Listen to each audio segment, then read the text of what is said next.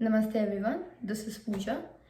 So in today's video, I'm going to talk about why I moved from United States to Canada. Why me being an Indian immigrant who was able to clear the NPTE, who was able to get a good job in New York, who was able to start her own business, moved from New York to Canada. So let's get started. Okay, so first things first, we moved because we didn't have the patience to wait for H1B. We didn't have the patience to wait for H1B issues. We didn't have the patience to have H1B and then wait for 15 more years and then get our green cards. We wanted to get things done faster. Okay, so as opposed to American immigration system, Canada has a quicker immigration system. That's what we felt. So that's why we moved. So I was working in a non-profit organization. So the benefits of working in a non-profit organization is that I didn't know earlier. I wanted to work in pediatrics, and apparently I got a job in special needs school. And then turns out that if I work in a non-profit organization, I am eligible for a non-lottery H1B, meaning my H1B application, if I put in, would not go into the lottery system. They will accept my application and they'll give me H1B because non-profits do not have to go through lottery system. You right away get the H1B. Although I didn't use that opportunity, but that's the benefit. So if there is someone who is watching and who is in the United States and who is intending to apply for H1B, if you get a job in a non-profit organization, there's no lottery system. But again, if you change your H1B, then you'll always have to work in a non-profit organization. Only then you can move that H1B or extend that H1B to the next job you have. Okay, so that's the first thing. We wanted things to be more stable. Stability is what we were looking for, and that's why we moved to Canada. I knew that I'll have to give PCE again. I'll have to prepare and give the exam again. But we were willing to do that because we had lived in New York long enough to understand that things are in New York. You get money. You get you earn a lot, but there's no stability, right? Because being an immigrant, there's no stability in United States, or for me, my case in New York, because uh, you still are uncertain that if you go to, let's say you travel to India, there is an uncertainty that they'll let you back into the country, right? And when I was there, Trump administration was always giving out ideas that we'll cancel this and we'll cancel that, and stuff like that was always happening. So the number one reason, we were looking for stability. We applied from United States. We applied for a permanent residency in Canada, and I was able to get my application in. I was able to get the ITA, and right now we are happy permanent residents of Canada. Okay. The second thing that made us decide to move to Canada is that we wanted to be business people. We wanted to have our own business, right? So if you are a student in United States, you can I don't know which time duration that is, but that's when you can establish a business, but you cannot you can establish a business when you are on student visa, but you cannot establish or develop your own business when you're on H1B.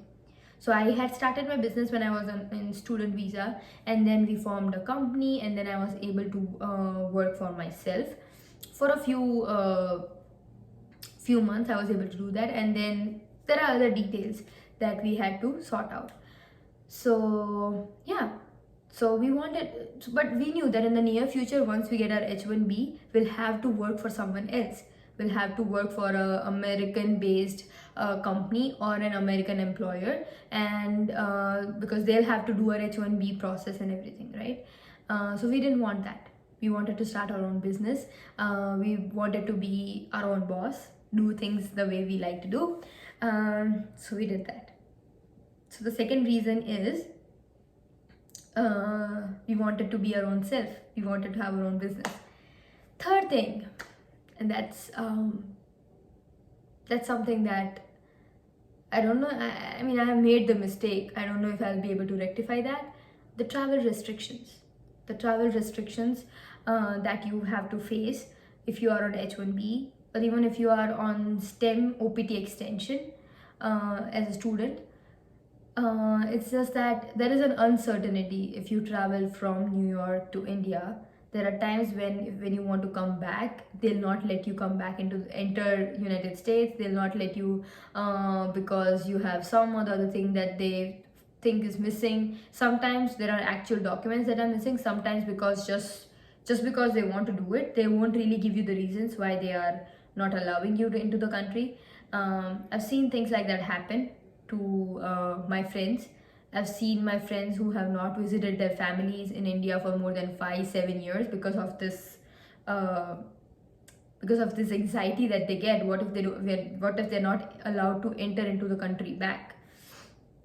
So yeah, what happened to me is last year, 2019, I lost both my grandparents, both my grandfathers, my dada and nana. I lost both of them. So my dada, I lost all of a sudden. He was not doing. I mean, because of age, he had some issues, but he had a sudden death. So um, there was no way anyone could have like anticipated that he would be he would be no more with us. So I lost him earlier in the year in 2019, and then I lost my nana, my maternal grandfather, in October 2019. And with him, he was suffering from a chronic issue, and my parents and my family figured it out that these might be his last days. And he was not doing well since, I would say, last 7 days of his life. My parents didn't tell me that he's not doing well because they thought that if I just book a flight and go from United States to India, I might be hampering my future because I might not be allowed back into the country, right? So they called me. My brother called me when no, my mother-in-law, she called me in the middle of the night. It was Navratri, but it was the last day of Navratri. She calls me in the middle of the night, and she informed that this happened. She informed that to my husband. My husband then passed me the news, and I was heartbroken. And I had this. I knew I was ready. I was preparing myself. I knew, I understood that he had an issue and he might not be with us. But I was so annoyed that my parents took such a decision because they didn't even ask me. I was not able to see my grandfather for the last time. I mean, I'm not saying I was really a special child and he would have missed seeing me, but I regret it. If these stupid travel restrictions were not there, my parents would have informed me earlier on, and I would be able to give him a goodbye, a final goodbye. But I was not able to do that because of these stupid travel restrictions. And that's when I decided that no matter what money I earn in United States, it's not worth it if I don't. I'm not allowed to see my family whenever I want. If I'm not allowed to travel wherever I want, whenever I want, and that's the reason. That's the third push that sent us, and that made us decide that we will move to Canada. We will no longer live in fear of losing our H1B, or will no longer live in the fear that I might not be welcome back into the country and stuff like that. So those were the three reasons that I decided. That's why I decided to move. I'm not saying United States is a bad place to live. It was just not right for me. So that's why we did it. I had good times. I'm not saying that I'm not complaining, but I lost my grandfathers and I was not able to see them. That broke me. And that's why we are here. And hopefully that gives you guys an idea why I did what I did. But that's my personal opinion. That's my personal choice. That should not determine what you do. You should do your own research. You should decide for yourself what you want to do. Don't let anyone else decide for you. I just wanted to share my experience, and I'll see you guys next time. Take care and stay safe. Bye-bye.